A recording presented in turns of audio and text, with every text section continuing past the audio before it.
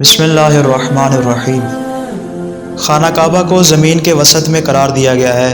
یعنی پوری دنیا کا جو درمیانی حصہ ہے اس درمیانی حصے میں خانہ کعبہ کو قرار دیا گیا۔ اسی ضمن میں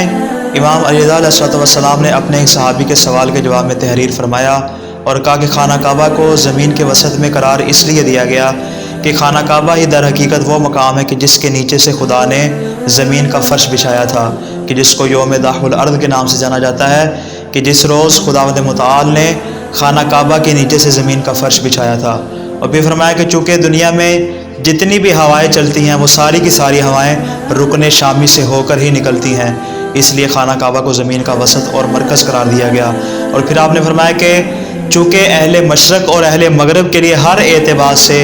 خانہ کعبہ پہ جا کے فاصلہ برابر ہو جاتا ہے، یعنی چاہے کوئی مشرق کا رہنے والا ہو یا پھر مغرب میں رہنے والا ہو، ہر ایک کا فاصلہ چونکہ خانہ کعبہ کے مقام پہ جا کے برابر ہو جاتا ہے،